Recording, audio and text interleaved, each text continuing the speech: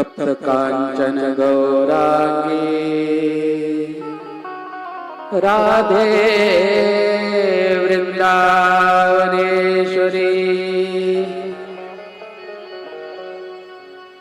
वृषभानुसुते देवी प्रणनामि हरिप्रिये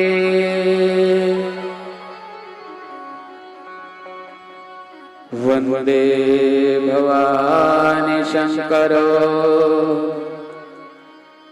श्रद्धा विश्वासरूपिणो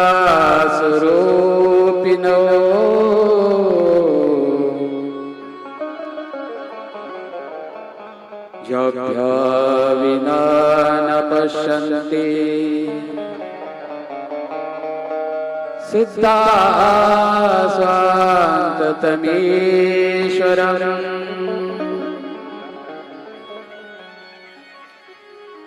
वाञ्छाकल्पतरुभ्यश्च कृपा सिन्धुभ्येव च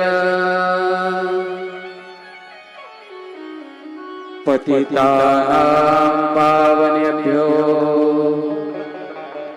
वैष्णवेभ्यो नमो नमः।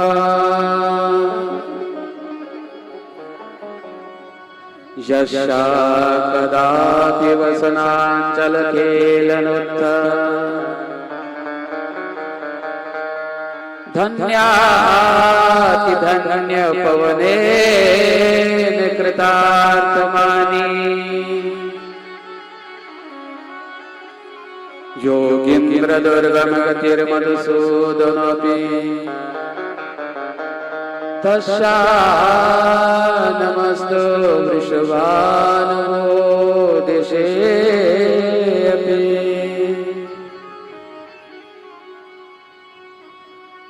नारायणं नमस्कृत्य नरं चैव नरोत्तमम् देवीं सरस्वतीं व्यासं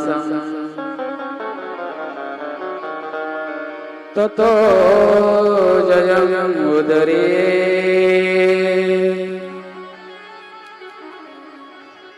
यं प्रव्रजन्तमनुपेतमपेतकृत्यं द्वैपायनो विरगातराजः पुत्रेति तन्मयतया करोमिनेदुस् तं सर्वभूतहृदयं मुनिमानतोऽस्मि। राधारानी बाके बिहारी लाल की यमुना मैया की जय वृंदावन धाम की जय बाके बिहारी लाल की जय श्रीमद् भागवत महापुराण की जय गौ माता की जय सब संतन की जय सुखदेव गोस्वामी की जय व्यासदेव भगवान की जय जय जय श्री राधेश्याम जय जय श्री राधेश्याम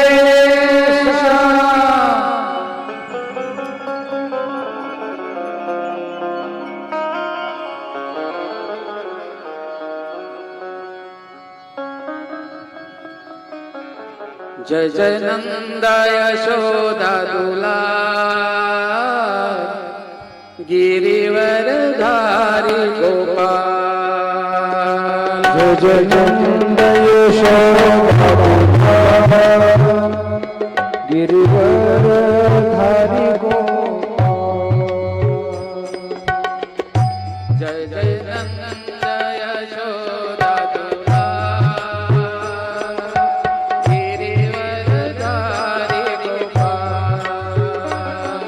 जय नंद यशोदा तुला गिरिवर धारी गोपाळ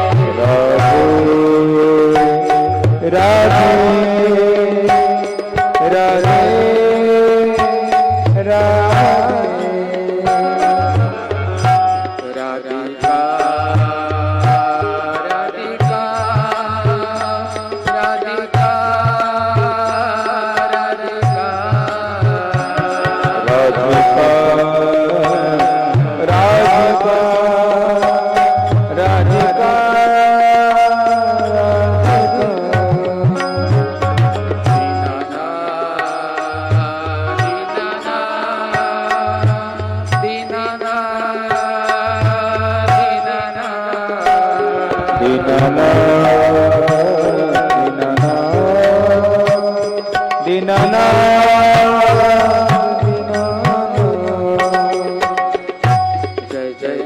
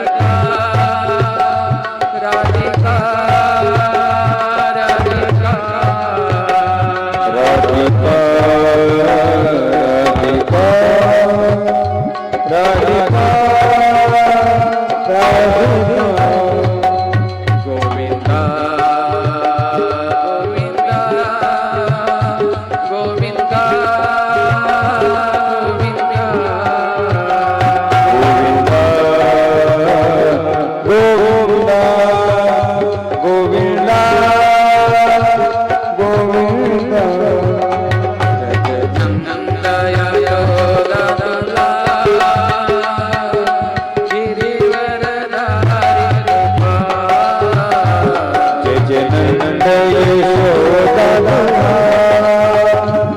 गिरिवर धारी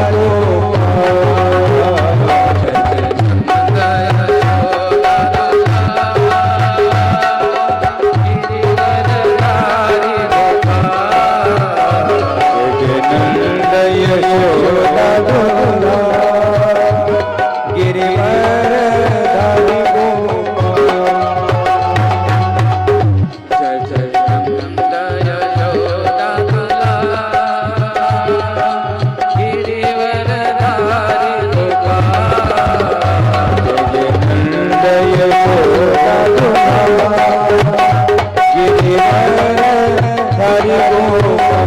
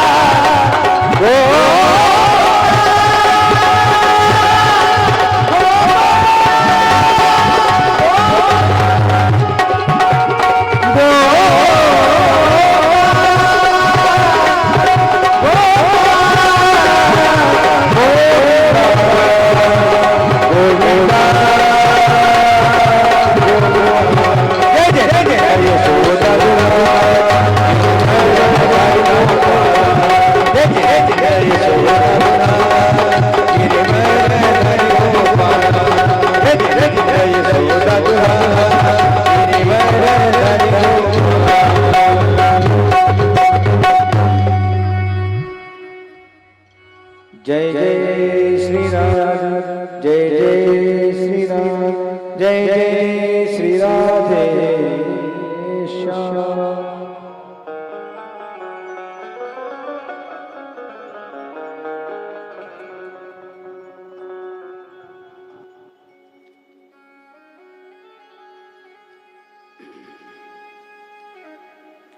काल आपण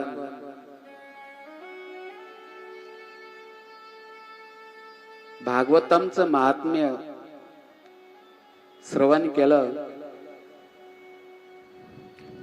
आज आपण प्रथम स्कंदामध्ये प्रवेश करणार आहोत.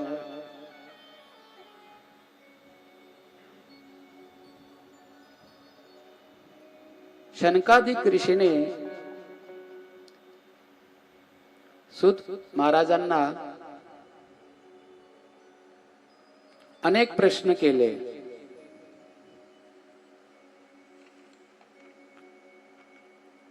की हे महाराज, तुम्ही सर्व शास्त्रांचं अध्ययन केलंय, सर्व पुराणांचं अध्ययन केलंय, त्या सर्व पुराणामध्ये, सर्व शास्त्रामध्ये कलियुग मधल्या जीवासाठी, त्यांच्या कल्याणासाठी सरळ आणि सोपं कोणतं साधन सांगितलंय, हे कृपा करून तुम्ही आम्हाला सांगा.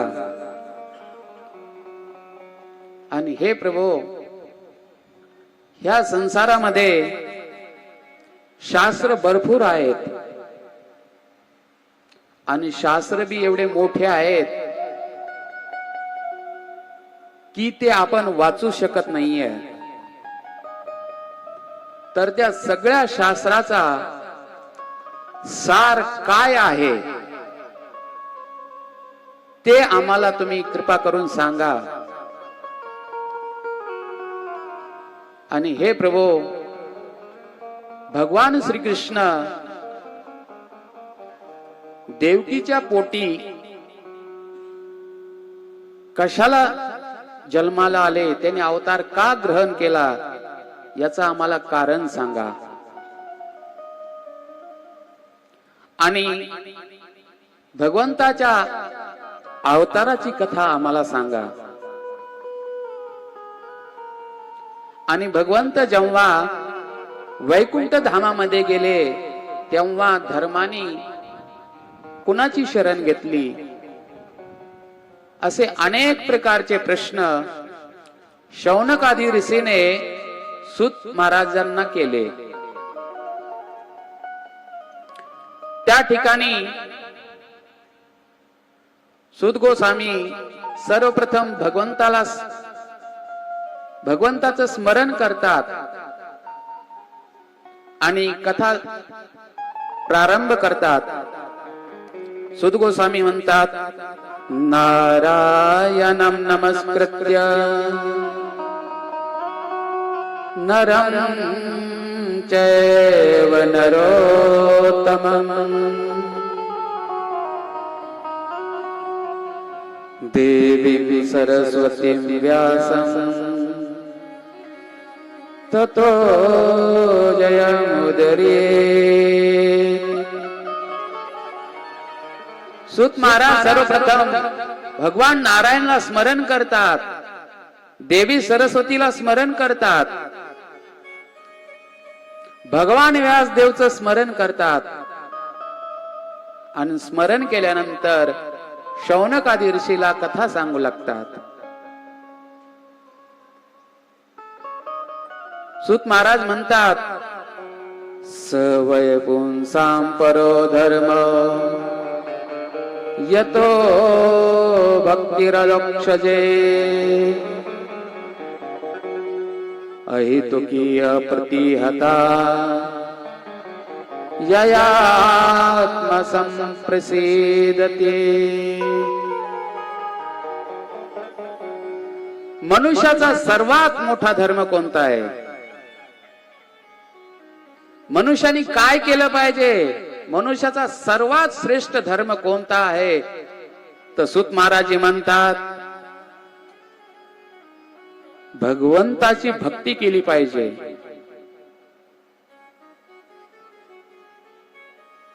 आणि भक्ती पण कशी केली पाहिजे? अहेतुकी.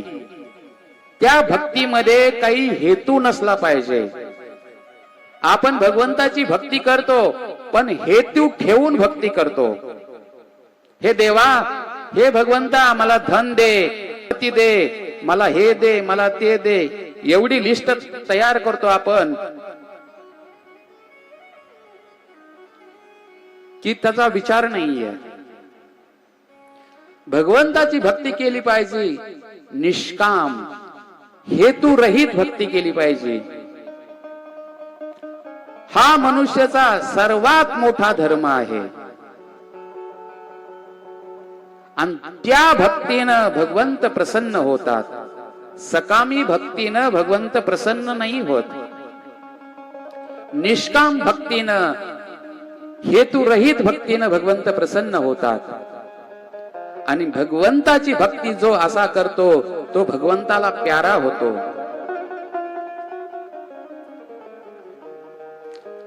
तर भगवंताची भक्ती करणं मनुष्याचा परम धर्म आहे, श्रेष्ठ धर्म आहे. आणि यदि आपण भगवंताची भक्ती करत नाहीयेत तर आपल्या जगण्यात काही फायदा नाहीये. शास्त्रामध्ये सांगितलंय आहार निद्रा भय मैथुनश्च सामान्य तत्पशुभिर्नराणाम्. 4 गोष्टी प्रत्येक प्राणी करतात. आहार आपण खातो, पशु भी खातात. निद्रा आपण झोपतो, पशु पण झोपतात. आपल्याला मरण्याची भीती वाटते, मृत्यूची भीती वाटते, पशूंना पण मरण्याची भीती वाटते. आपण मैथून करतो आणि पशु पण मैथून करतात. 4 गोष्टी माणसामध्ये पण आहेत आणि पशुमध्ये पण आहेत, सगळ्या संसारामध्ये आहेत. आहार करतो, झोपतो, आपल्याला पण भीती वाटते, पशुला पण भीती वाटते. आपण मैथून करतो, पशु पण मैथून करतात. तर शास्त्रामध्ये सांगितलंय या 4 गोष्टी समान आहेत. पण मनुष्य योनीमध्ये जो व्यक्ती भगवंताची भक्ती करतो तो श्रेष्ठ आहे. आणि जो भगवंताची भक्ती करत नाहीये तो मनुष्य पशुप्रमाणे आहे.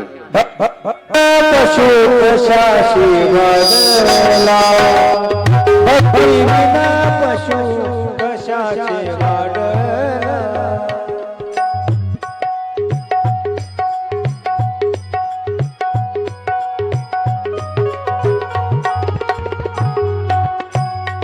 सटे विगडेला कैसा नाही, सटे विगडेला कैसा नाही. हरिमुखी गाता हर पद चिंता, हरिमुखी गाता हर पद चिंता, हरिमुखी गाता हर पद चिंता, हरिमुखी गाता.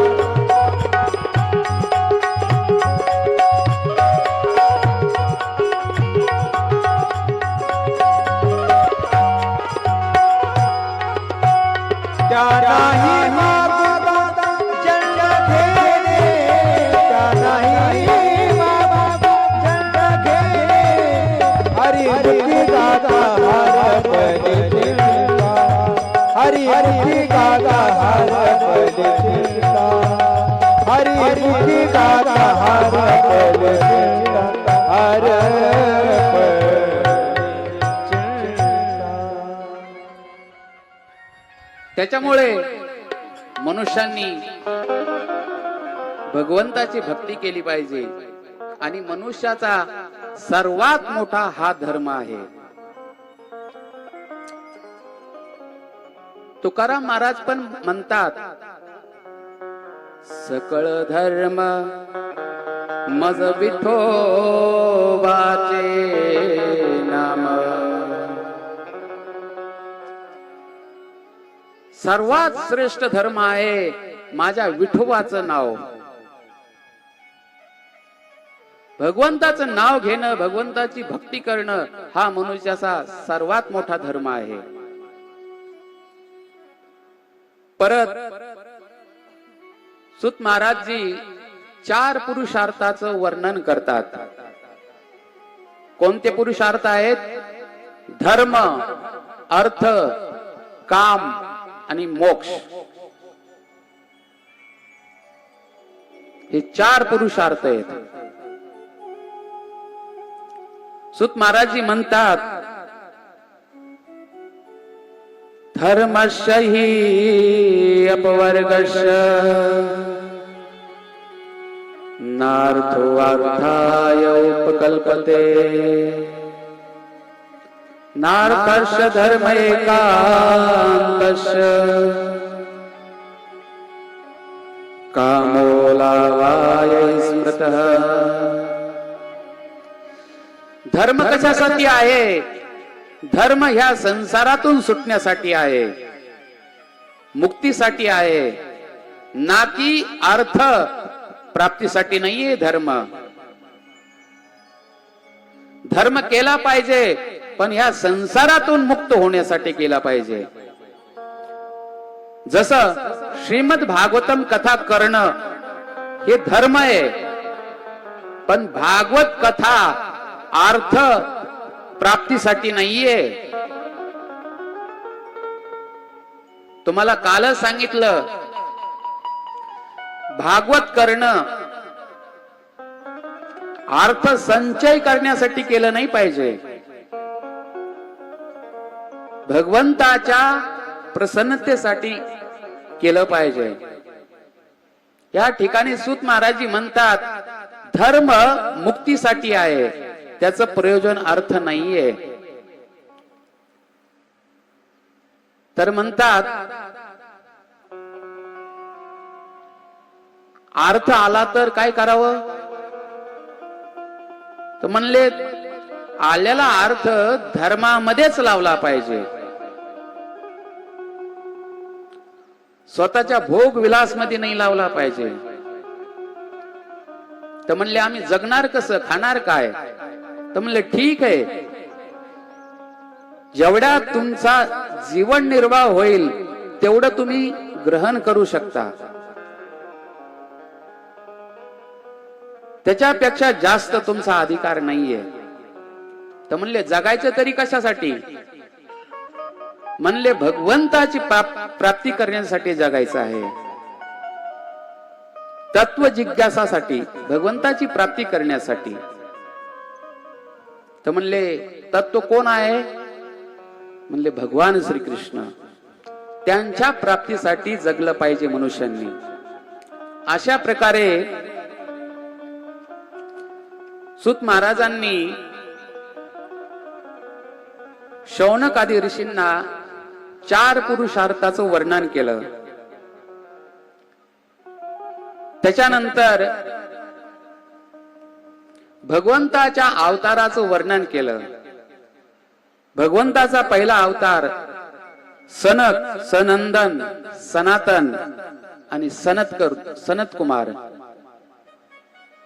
यांच्या रूपामध्ये भगवंताचा अवतार झाला पहिला.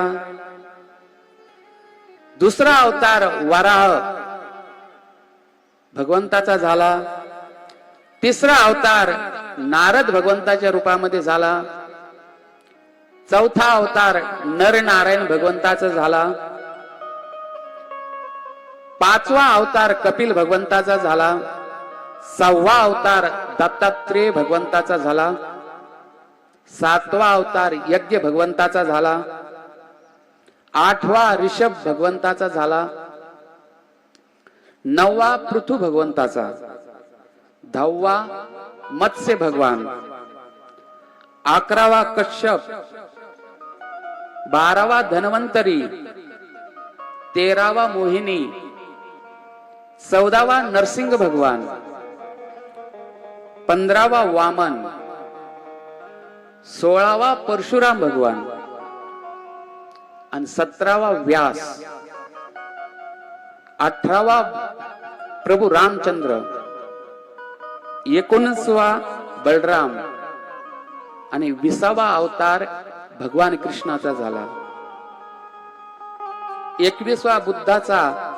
22वा कल्की भगवान. 23वा हंस. 24वा हयग्रीव. असे भगवंताचे 24 अवतार झाले. पण ह्या अवतारामध्ये मूळ आहेत भगवान श्रीकृष्ण अवतारी. त्या ठिकाणी सूत महाराजी म्हणतात, येते चांश कला पुंस कृष्णस्तु भगवान स्वयं इंद्रारि व्याकुलं लोके मृदयन्ति युगे युगे.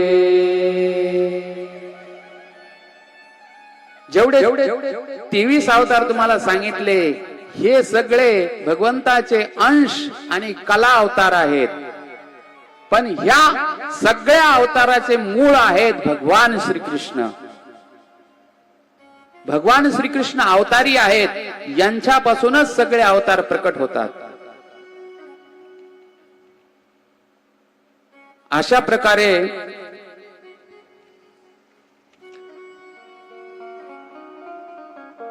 सूत महाराजांनी सनकादिक ऋषींना भगवंताच्या अवताराचं वर्णन केलं. त्याच्यानंतर शौनकादी ऋषी सूत महाराजांना प्रश्न करतात की हे प्रभो, जी कथा सुखदेव महाराजांनी राजा परीक्षितला सांगितली ती कथा तुम्ही कृपा करून आम्हाला सांगा. आणि ती कथा कोणत्या युगामध्ये झाली होती, कोणत्या ठिकाणी झाली होती आणि कोणत्या कारणामुळे झाली होती, ते कृपा करून तुम्ही आम्हाला सांगा. असे अनेक प्रश्न केल्यानंतर सूत महाराज म्हणतात की द्वापार युगामध्ये महर्षी पाराशर पासून वसुकन्या सत्यवतीच्या पोटी भगवान व्यासदेवजीचा अवतार झाला. एक दिवस भगवान व्यासदेव सरस्वतीच्या किनारे बसलेले होते आणि ते मनामध्ये विचार करू लागले की कलियुगामध्ये सगळ्या लोकांची आयु कमी होत चालली आहे. कलियुगातले लोक श्रद्धाहीन होत चाललेले आहेत. त्यांचं कसं कल्याण होईल असं ते मनामध्ये विचार करू लागले. आणि त्या ठिकाणी त्यांनी वेदाचे 4 भाग केले. ऋग्वेद, सामवेद, अथर्ववेद आणि यजुर्वेद असे 4 वेदाचे भाग केले. सामवेद जैमिनीला दिला, ऋग्वेद पैलला दिला, अथर्ववेद सुमंत मुनीला दिला, यजुर्वेद वैशंपायनला दिला. परत त्यांनी महाभारताची रचना केली आणि महाभारताची रचना करून रोमहर्षणला दिला. अशा प्रकारे ते लोकांचं कल्याण कसं होईल ह्याच्यामध्ये ते तल्लीन होते, पण त्यांच्या मनाला बिलकुल शांती आणि सुख नाही मिळालं. तर व्यासदेव मनामध्ये विचार करू लागले की मी एवढं केल्यानंतर बी माझ्या मनामध्ये सुख आणि शांती कशामुळे नाहीये. कारण की मी गुरुजनाची सेवा केली, वेदाची सेवा केली, अग्नीची सेवा केली, तरी माझ्या मनामध्ये सुख शांती का नाहीये असा विचार व्यासदेव मनामध्ये करू लागले. तेवढ्यात नारदजी त्या ठिकाणी आले. नारायण नारायण श्रीमन्नारायण नारायण नारायण.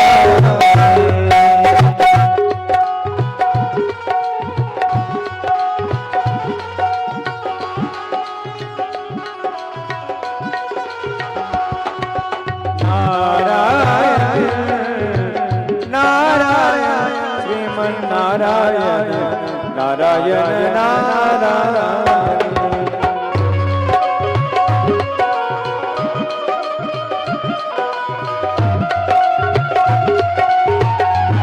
जय हो हरि बोल. हाताने टाळी बजावली ना.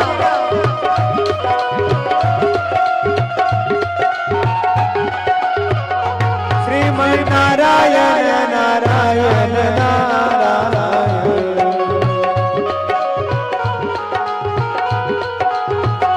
लक्ष्मी नारायण नारायण नारायण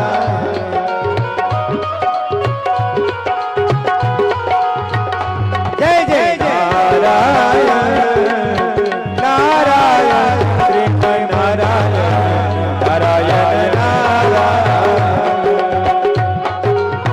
जय हो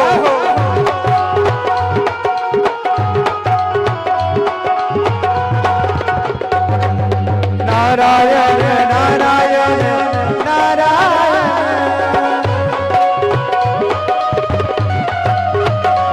लक्ष्मी नारायण नारायण नारायण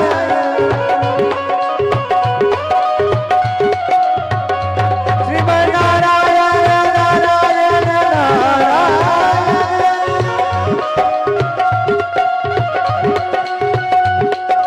नारायण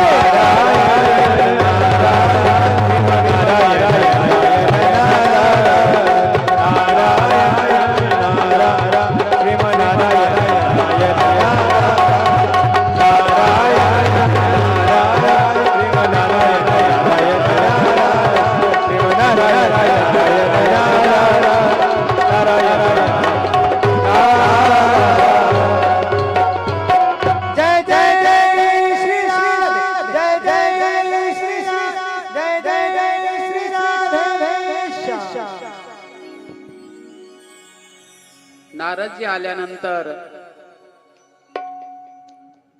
व्यासदेव उठून उभा राहिले आणि नारदजीने पाहिलं की व्यासदेवचा चेहरा एकदम उतरलेला आहे, उदास दिसत आहेत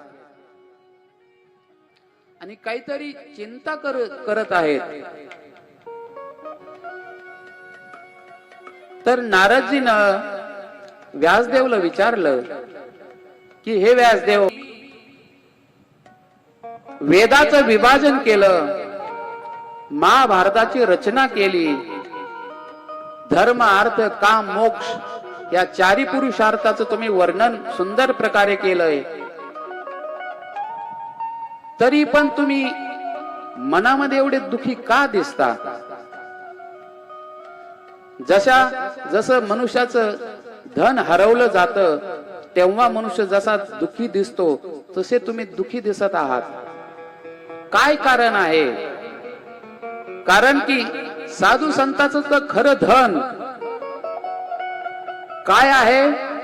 हमारो धन राधा श्री राधा श्री राधा, हमारो धन राधा श्री राधा श्री राधा.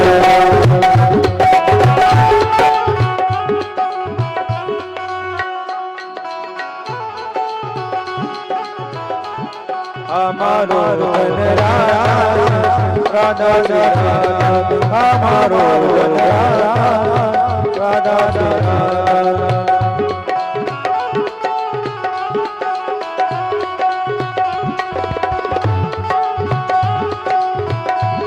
परमधन राधा राधा राधा राधा, परमधन राधा राधा राधा, हमारो राधा राधा राधा, हमारो राधा राधा राधा.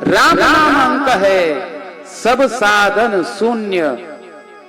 मोठे मोठे शास्त्र आहेत, यदि त्या शास्त्रामध्ये, त्या ग्रंथामध्ये भगवंताचं चरित्र नाहीये, भगवंताचं नाव नाहीये, तर ते शास्त्र अपूर्ण आहे, अधुरं आहे. ते ज्ञान अधुरं आहे, ते वैराग्य अधुरं आहे, ज्याच्यामध्ये भगवंताचं नाव नाहीये. त्याच्यामुळं हे व्यासदेव, तुम्ही काय करा, गुरु क्रमश अखिल बंध मुक्तये समाधिना अनुस्मर तदपिचे स्थितम्.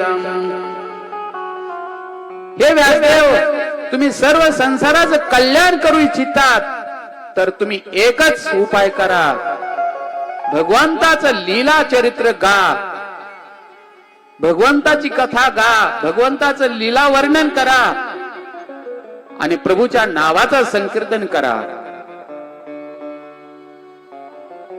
आणि मनुष्याच्या तपस्याचं फळ, वेद अध्ययन केल्याचं फळ, यज्ञ केल्याचं फळ, सर्वांचं फळ, दान केल्याचं फळ, तप केल्याचं फळ एकच आहे, ते म्हणजे भगवंताचं गुणानुवर्णन.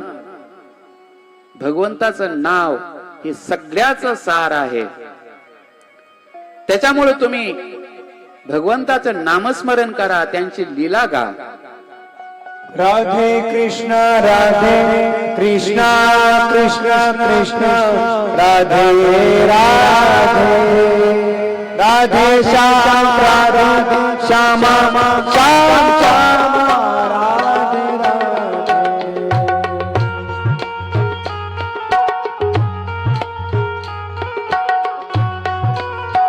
राधे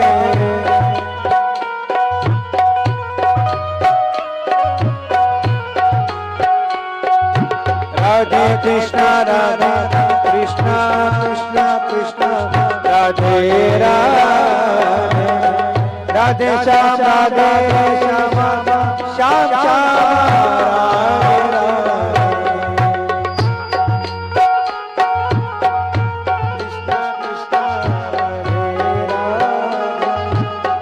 राधे श्याम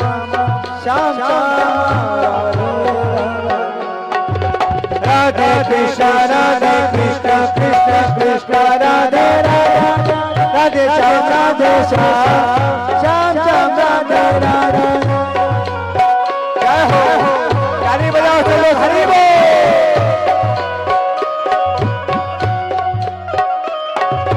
राधे कृष्ण कृष्ण कृष्ण राधे राधे श्याम श्याम राधे राधे.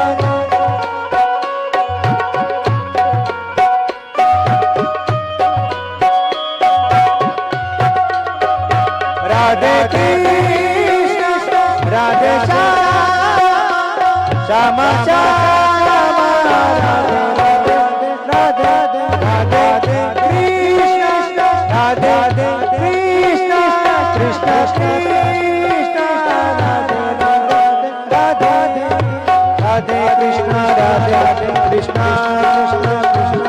राधे राधे श्याम श्याम राधे जय हो, हरि बोल.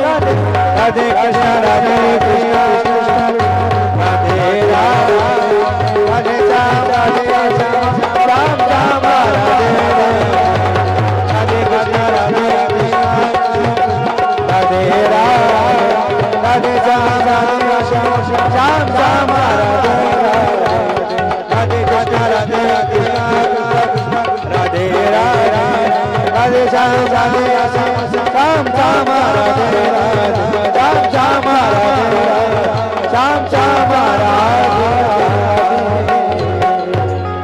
जय जय जय श्री राधे जय जय जय श्री राधे जय जय जय श्री राधे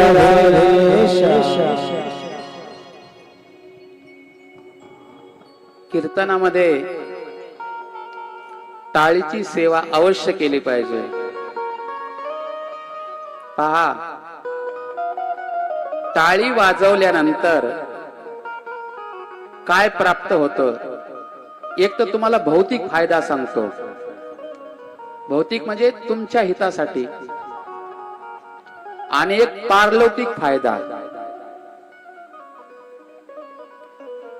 पहा, आपल्या हातामध्ये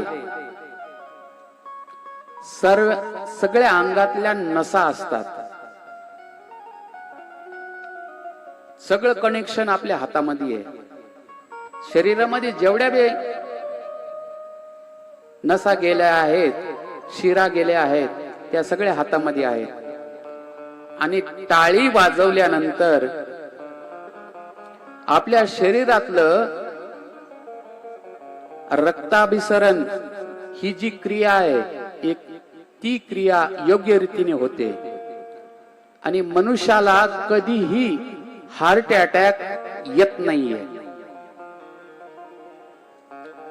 पण आजकाल लोक कथामध्येच जात नाहीत, तर टाळी कुठून वाजवणार.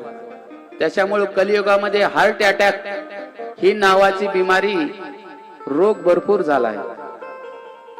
त्याच्यामुळं कीर्तनामध्ये टाळी वाजवण्यासाठी आळस नाही केला पाहिजे. हा लौकिक फायदा आहे. आणि पारलौकिक फायदा आहे. जो व्यक्ती भगवंताच्या कीर्तनामध्ये टाळी वाजवतो, त्याचे अनेक जन्माचे पाप नष्ट होतात. जसं तुम्ही पाहिला असेल, जुन्या काळी लोक काय करायचे, ज्वारी पेरल्यानंतर पाखरं उडवण्यासाठी काय करायचे, काहीतरी वाजायचे.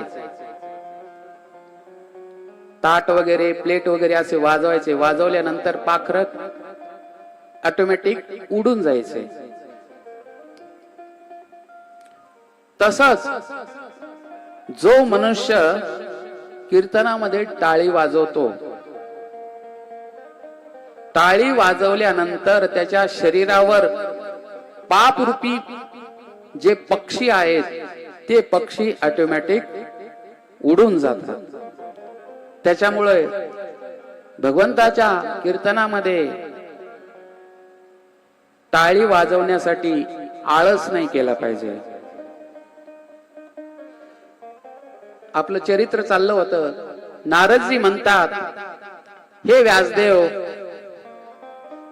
तुम्ही काय करा, भगवंताचं सुमिरन करा, भगवंताचे लीला चरित्र गा,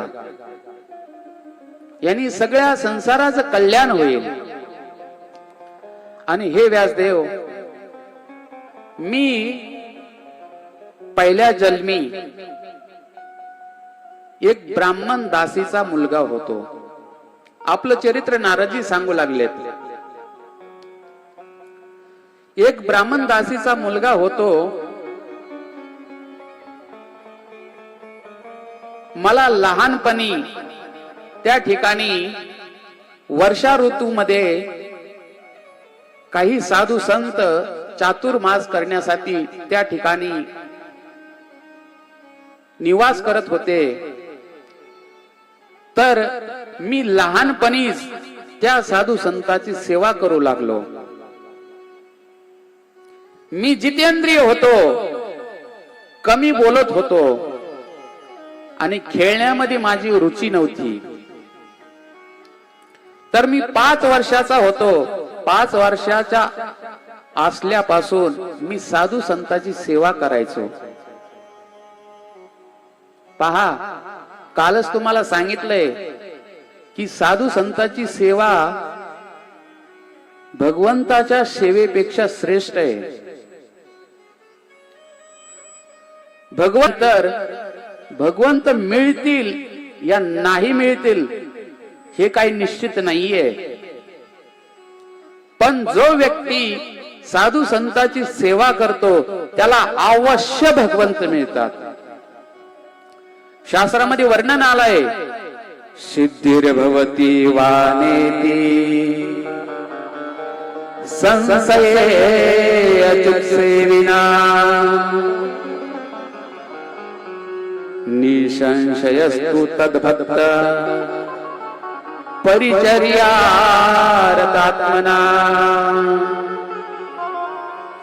पद्मपुराणामध्ये हा श्लोक येतोय. ह्या श्लोकाचा भावार्थ आहे, सिद्धिर्भवती वा नेति संशय अच्युत सेविनाम. भगवंताची सेवा केल्यानंतर त्याच्यामध्ये सिद्धी मिळेल या ना मिळेल याची काही गॅरंटी नाहीये. पण जो व्यक्ती भगवंताच्या भक्ताची सेवा करतो, त्यांची पूजा करतो, त्याला अवश्य भगवंत मिळतात. याचं ज्वलंत उदाहरण आहे तुकाराम महाराज च्या अर्धांगिनी, त्यांच्या पत्नी. तुकाराम महाराज ज्यांना नंतर भगवंताचे दर्शन झाले, पण त्यांच्या पत्नीला अगोदर दर्शन झाले.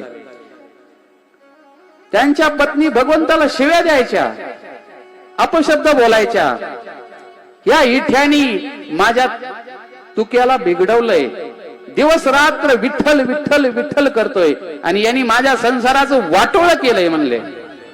एक दिवस तर भगवंताला भरपूर शिव्या दिल्या, पण त्यांचं तुकाराम महाराजावर विशेष प्रेम होतं. त्यांची ते सेवा करायच्या. जोपर्यंत तुकाराम महाराज भोजन प्रसाद ग्रहण करत नव्हते तोपर्यंत त्यांची पत्नी भोजन प्रसाद ग्रहण करत नव्हती. महाराजांची भरपूर सेवा करायची आणि इकडे तुकाराम महाराजी भगवंताचं भरपूर भजन करायचे, पण त्यांना भगवंताचं दर्शन नाही झालं. पहिलं त्यांच्या पत्नीला दर्शन झालं. त्याच्यामुळं जो व्यक्ती भगवंताच्या भक्ताची सेवा करतो त्याला अवश्य भगवंताची प्राप्ती होती. आणि काल तुम्हाला एक श्लोक सांगितला पाराशर स्मृतीचा. त्या श्लोकात मध्ये सांगितलंय, षष्ठ वर्ष सहस्राणी विष्णोराराधने फलम सत्करत वैष्णव पूजाय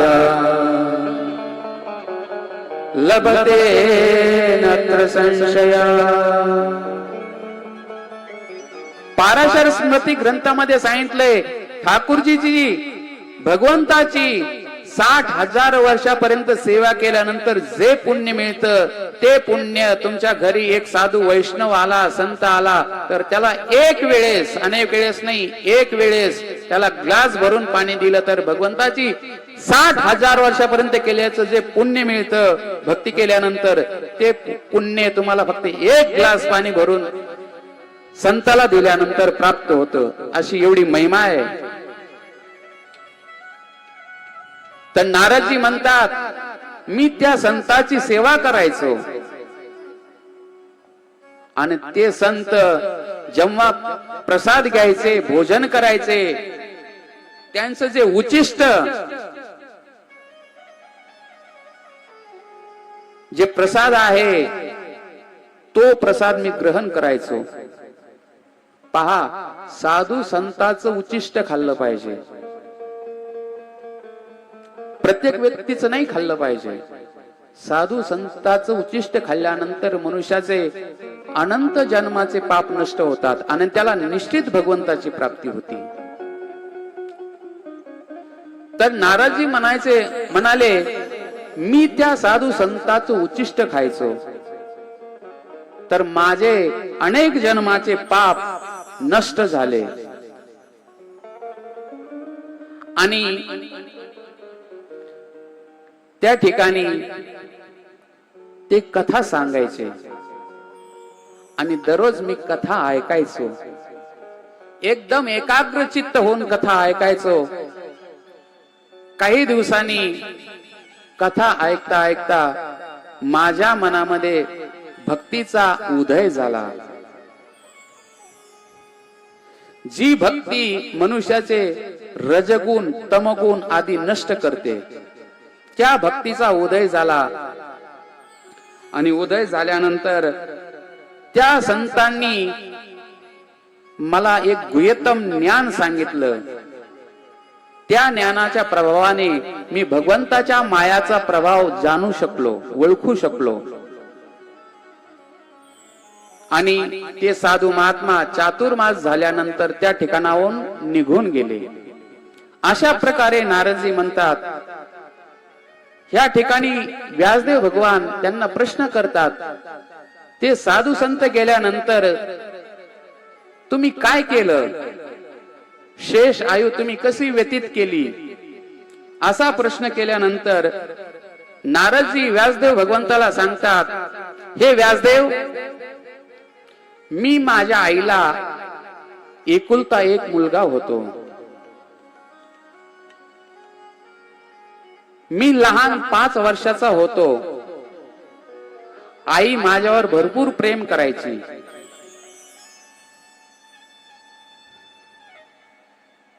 कारण की तिला दुसरा कोणी सहारा नव्हतं माझ्याशिवाय.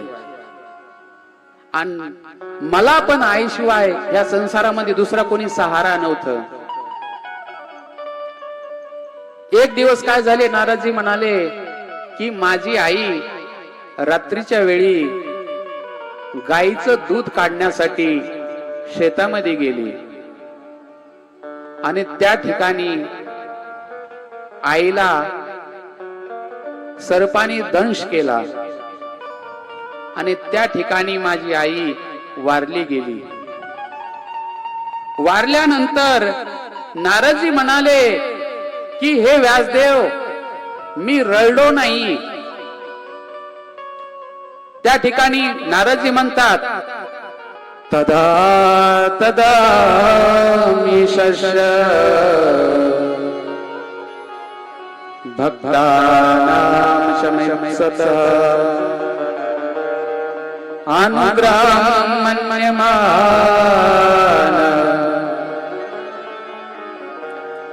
प्रातिष्ठं दिशं उत्तरा. हे व्यासदेव, मी 5 वर्षाचा होतो, माझी आई वारली, तरी मी रडलो नाही. कारण की भगवंत जे करतात आपल्या भक्तासाठी ते चांगलंच करतात. मी त्यांची कृपा मानली आणि मी उत्तर दिशेला निघून गेलो. 5 वर्षाचे नारदजी, आई वारली तरी रडले नाहीत. याला म्हणतात भक्त, याला म्हणतात साधू, याला म्हणतात संत. आपण आपल्याला थोडं दुःख आल्यानंतर आपण रडतो, दुखी होतो. पण संत प्रत्येक परिस्थितीमध्ये सुखी राहण्याचा प्रयत्न करतात. जसं तुकाराम महाराजजी होते, त्यांची पत्नी वारली, मुलं वारले पहिले, पण तुकाराम महाराज काय म्हणाले, बरे झाले देवा निघाले दिवाळे, बरे झाले देवा निघाले दिवाळे.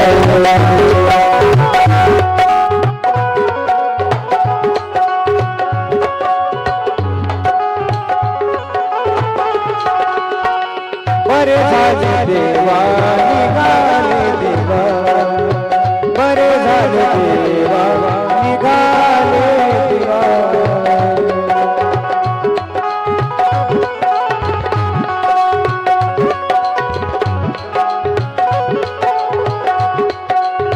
परिया दुष्काळी पिडालेली, परिया दुष्काळी पिडालेली, बरे झाले देवा निघाले दिवाळे, बरे झाले देवा निघाले दिवाळे, बरे झाले देवा निघाले दिवाळे.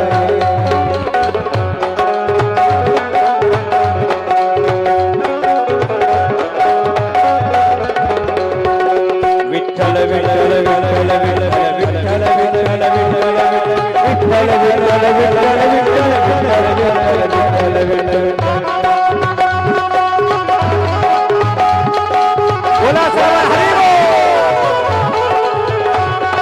विठ्ठल विठ्ठल विठ्ठल विठ्ठल विठ्ठल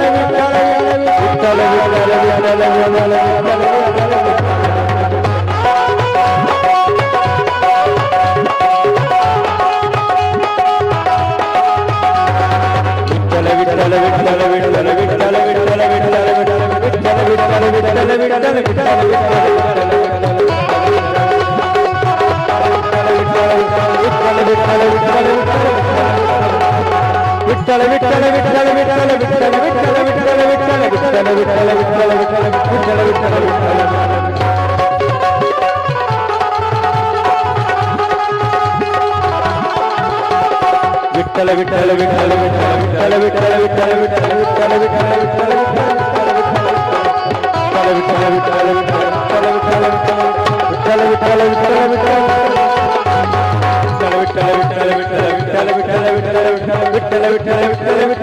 विठ्ठल पंढरीनाथ भगवान की, माऊली ज्ञानेश्वर महाराज, जगद्गुरु तुकाराम महाराज, श्री संत सावता महाराज. भक्ताच्या मनातली शांती कधीच नष्ट होत नाहीये. कोणत्याच परिस्थितीमध्ये भक्त अशांत होत नाहीये. जी परिस्थिती भक्ताच्या समोर येते त्या परिस्थितीमध्ये भक्त समाधानी राहतो आणि तीच भक्ती भगवंताला आवडते. ज्याच्यामध्ये जी परिस्थिती आपल्या समोर येईल त्याच्यामध्ये समाधानी असलं पाहिजे. आणि माझे तुकोबा राया बी म्हणतात, हे जी थोर भक्ती आवडती देवा,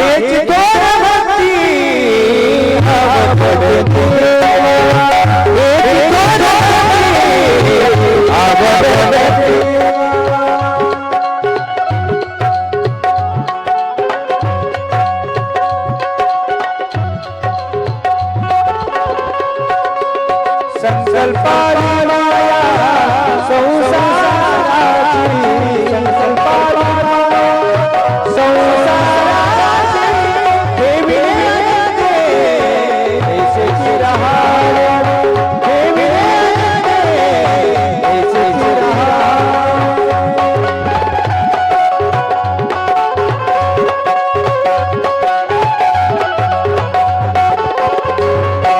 चित्ती आशा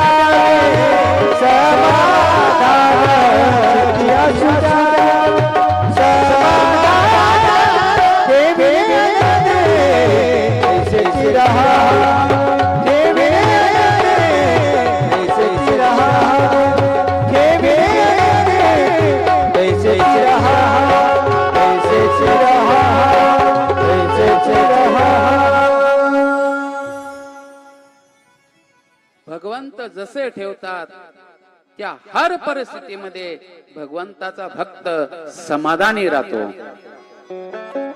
आणि भगवान आपल्या भक्ताचं कल्याणही करतात. भगवंत आपल्या भक्ताचं अवश्य कल्याण करतात आणि आपल्या भक्तासाठी जे जे करतात ते कल्याण करण्यासाठीच करतात. पहा, आपल्या जीवनामध्ये माणसाने शिकलं पाहिजे की सर्व परिस्थितीमध्ये समान राहणं.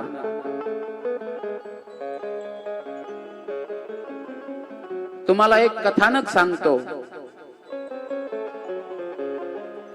श्यामदास नावाचे एक भक्त होते. हे राजा होते.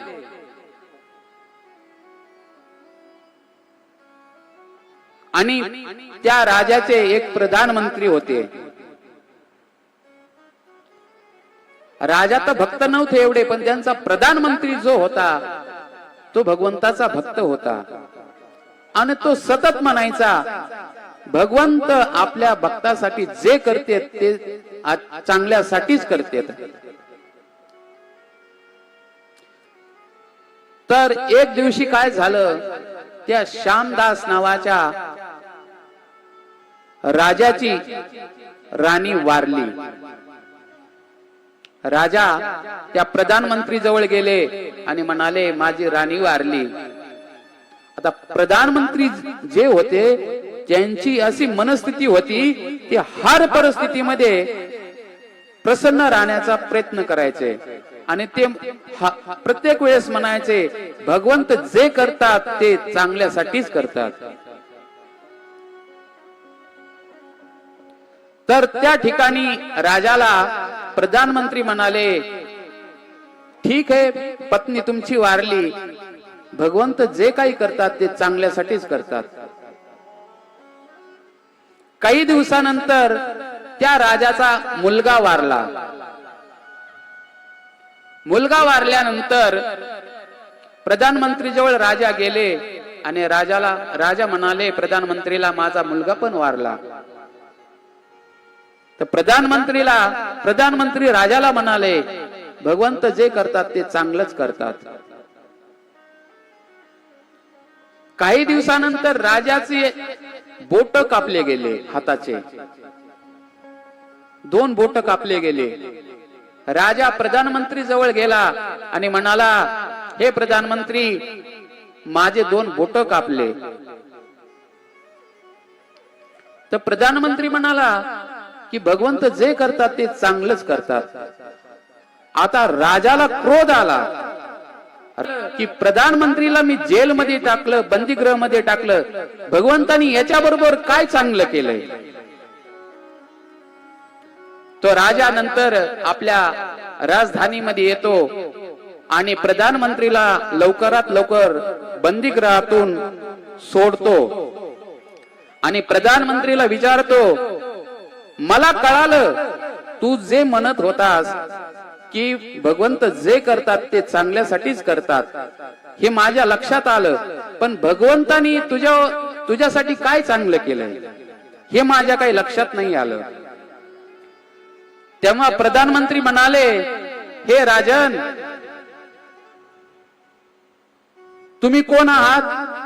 म्हणले मी राजा आहे. म्हणले मी तुमचा कोण आहे? म्हणले प्रधानमंत्री.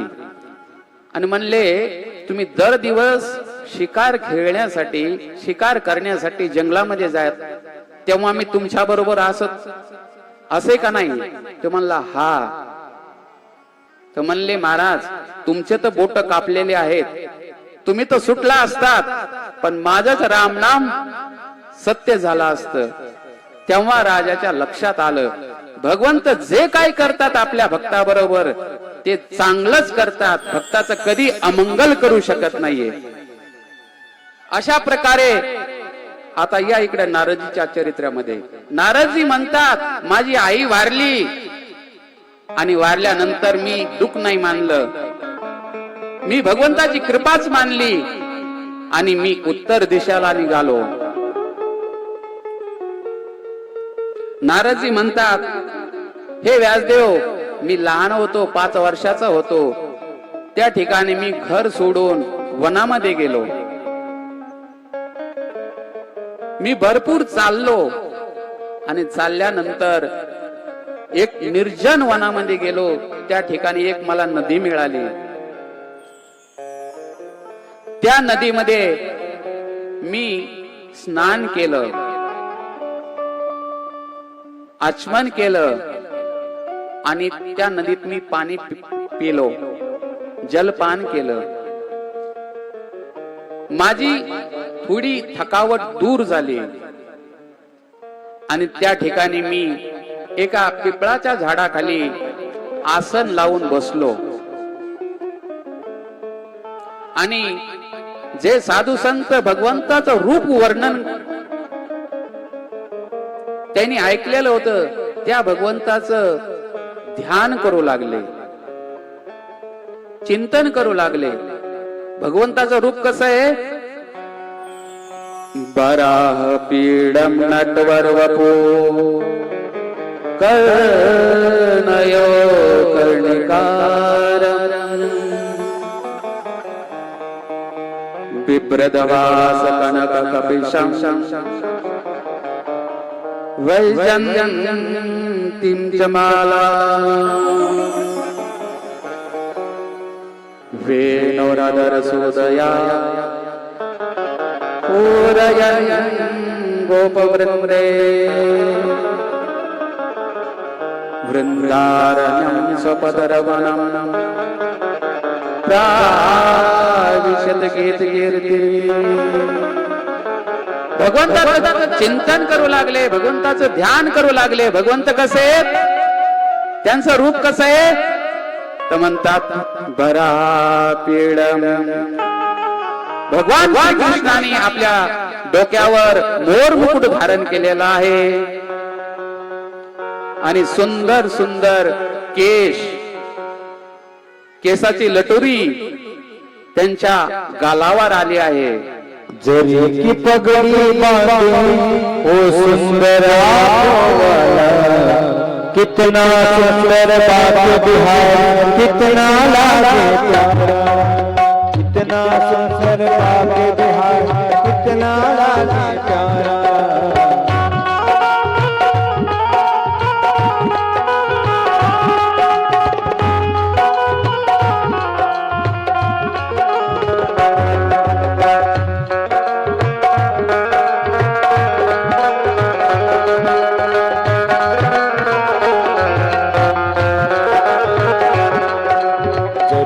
पगड़ी बांधे सुंदरा गोवाला, जरी की पगड़ी बांधे सुंदरा गोवाला, कितना सुंदर बात बिहार कितना लागे प्यारा प्यारा, कितना सुंदर बात बिहार कितना लागे प्यारा.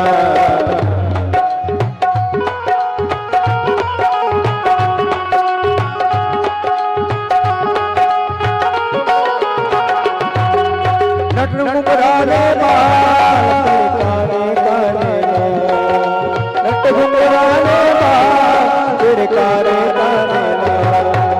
सुंदर श्याम सलोना तेरे पीड़ी पीड़ी जा, सुंदर श्याम सलोना तेरे पीड़ी पीड़ी जा. हवा में सर सर करका, हवा में सर सर करका तेरा पीतांबर मरवाला, कितना सुंदर बात बिहार कितना लाला प्यारा, कितना सुंदर बात बिहार कितना लाला प्यारा. जय हो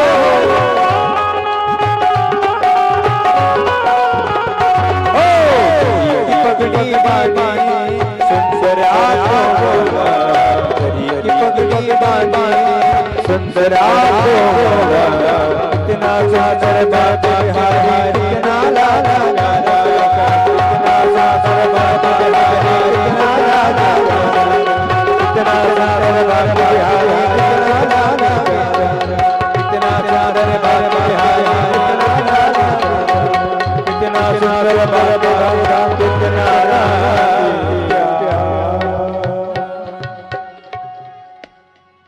असं भगवंताचं सुंदर रूपाचं ध्यान नारदजी करू लागले. नारदजी म्हणतात मला भगवंताला प्राप्त करण्याची लालसा उत्कंठा माझ्या हृदयामध्ये एवढी प्रगाढ झाली की कधी मी भगवंताला प्राप्त करू अशी मनामध्ये उत्कंठ इच्छा झाली. आणि त्या ठिकाणी ते भगवंताचं रूप, त्या रूपाचं मला दर्शन झालं. ते रूप एवढं सुंदर होतं की ते पाहिल्यानंतर माझं हृदय, माझं मन एकदम शांत आणि शीतल झालं. आणि त्या रूप पाहण्यामध्ये जो आनंद होता तो आनंद एवढा वाढला, त्याच एकदम पूर आला त्या आनंदाचा. आणि त्या पुरामध्ये मी एकदम बुडून गेलो. मला स्वतःच ध्यान नाही राहिलं. आणि ते रूप एकदम एवढं सुंदर होत. नंतर ते रूप भगवंताने दूर केलं आणि दूर केल्यानंतर माझ्या मनामध्ये एकदम बेचैनी निर्माण झाली. मी डोळे उघडून पाहू लागलो त्या भगवंताचा रूप आता त्या ठिकाणाहून अंतर्धान झालं. तर मी एकदम व्याकुळ झालो. त्या रूपाला मी शोधू लागलो, पण ते रूप काही मला मिळालं नाही. तेव्हा आकाशवाणी झाली आणि आकाशवाणीने सांगितलं, हे नारदजी, तू माझं रूप आता पाहू नाही शकत. जोपर्यंत मनुष्याच्या वासना एकदम पूर्ण रूपाने नष्ट नाही होत, तोपर्यंत भगवंताची प्राप्ती होणं अत्यंत कठीण आहे. आणि हे नारदजी, मी हे तुला रूप याच्यामुळे दाखवलंय की मनुष्य मला प्राप्त करण्यासाठी लालसा तुझ्या हृदयामध्ये निर्माण करण्यासाठी हे मी रूप तुला दाखवलं आहे.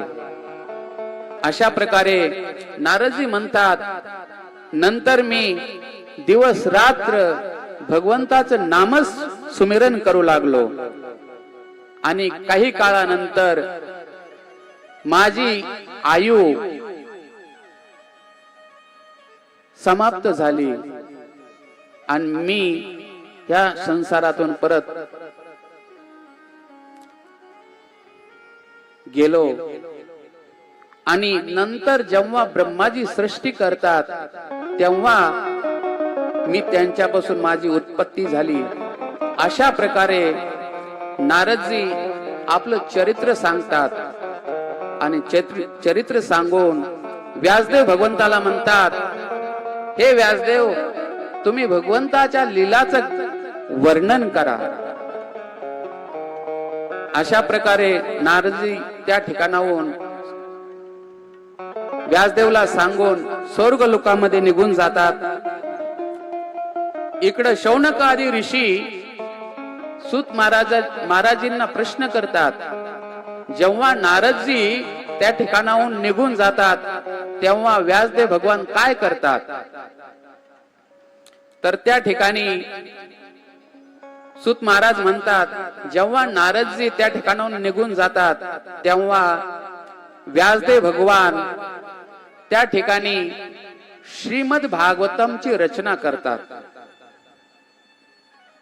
याने श्रीमद भागवत ग्रंथ लिहितात आणि तो ग्रंथ लिहून आपल्या मुलाला सुखदेव महाराजींना देतात, प्रदान करतात. अशा प्रकारे सुत गोस्वामी म्हणतात, आता हे शौनकादी ऋषी, आता तुम्हाला मी राजा परीक्षित यांचा जन्म कसा होतो आणि पांडवाची कथा तुम्हाला सांगतो.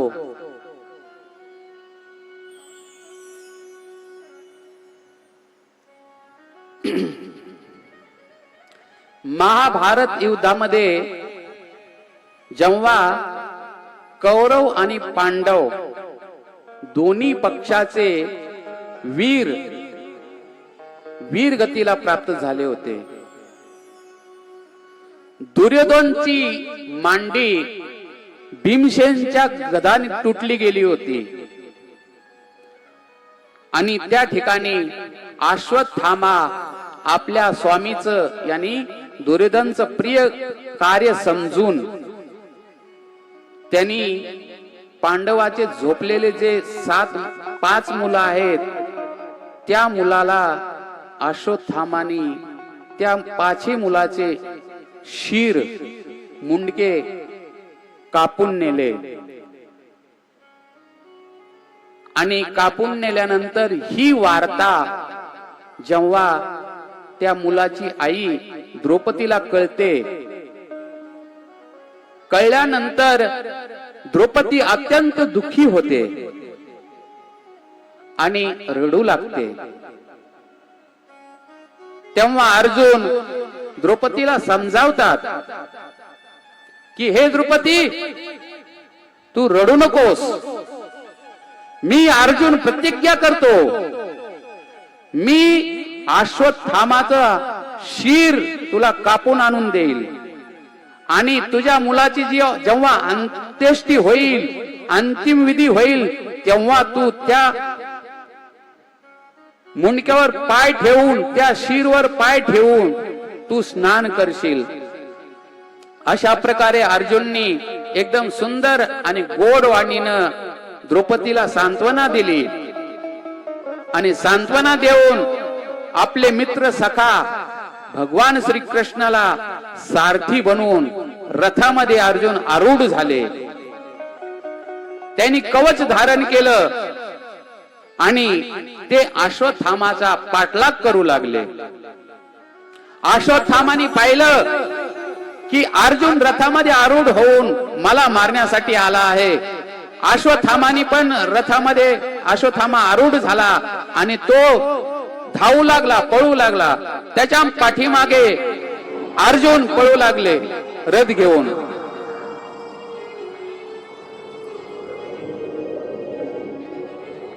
अश्वत्थामाने पाहिलं की माझ्या रथाचे घोडे आता थकले आहेत, आता चालू नाही शकत. अश्वत्थामाने विचार केला, आता अर्जुनापासून मला कोणी वाचू नाही शकत. तर अश्वत्थामाने आपले प्राण संकटात पाहिल्यानंतर अश्वत्थामाने आपल्या धनुष्यावर ब्रह्मास्त्र चढवलं आणि त्यांनी ब्रह्मास्त्राचं संधान केलं. आता अश्वत्थामा ब्रह्मास्त्र चालू शकत होता, पण परत वापस बोलू नाही शकत. त्यांनी सोडल्यानंतर अर्जुनने पाहिलं आकाशामध्ये प्रचंड जसं वीज चमकते अशा विजेप्रमाणे एकदम ब्रह्मास्त्र चमकू लागलं. भयानक आग उत्पन्न निर्माण झाली. अर्जुन घाबरले आणि भगवंताला म्हणाले, हे प्रभू, कृष्ण कृष्ण महाभावो भक्तानां भयंकरः त्वमेको दयमानानां अपूर्वोऽसि संस्कृते. हे कृष्ण, हे यादव, हे श्याम सुंदर, हे गोविंद, या आकाशामध्ये काय आहे ते माझ्याकडे आलं आहे. तुम्ही कृपा करून मला वाचवा. भगवान श्री कृष्ण म्हणाले, हे अर्जुन, हे अश्वत्थामाने चालवलेलं ब्रह्मास्त्र आहे. यांनी आपले प्राण संकटात पाहून यांनी ब्रह्मास्त्र चालवलंय, पण वापस मागू घेऊ नाही शकत. तर तू पण या ब्रह्मास्त्राला नष्ट करण्यासाठी, या दाबवण्यासाठी ब्रह्मास्त्राचं संधान कर. असं जेव्हा भगवंताने सांगितलं अर्जुनाला, अर्जुनाने भगवंताची परिक्रमा केली, भगवंताला प्रणाम केला आणि त्या गांडीव धनुष्यावर ब्रह्मास्त्र चढवलं आणि ते ब्रह्मास्त्र सोडलं. ते ब्रह्मास्त्र, दोन्ही ब्रह्मास्त्र आपसामध्ये टकरू लागले. आकाशामध्ये एकदम आग सगळीकडे होऊ लागली. जेव्हा अर्जुनाने पाहिलं आता साऱ्या संसाराचा विनाश होईल, तर अर्जुनाने दोन्ही अस्त्र परत माघारी बोलून घेतले.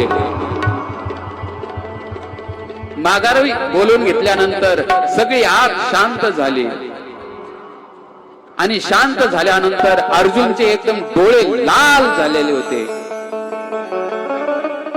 लगेच जाऊन अश्वत्थामाला पकडलं. पकडल्यानंतर भगवान श्रीकृष्ण म्हणले, अर्जुन, याला मार. यांनी झोपलेल्या मुलाला मारलेलं आहे. याला मारणं योग्य आहे, कारण की शास्त्रामध्ये सांगितलेलं आहे 10 व्यक्तीला कधी मारलं नाही पाहिजे. कोणते कोणते 10 व्यक्ती? मत्तम, प्रमत्तम, उन्मत्तम, सुतं बालं श्रियं गणं कृपं विरतं धीतं नरिको हंति धर्मवितं.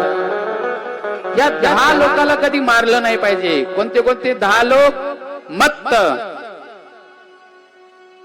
मत्त याने जे असावधान आहेत. असावधान माणसावर कधी वार नाही केला पाहिजे. दुसरं मत्तम प्रमत्तम, जे पागल आहेत त्या लोकांवर बी कधी वार नाही केला पाहिजे. परत म्हणतात सुतम, लहान मुलाला नाही मारलं पाहिजे.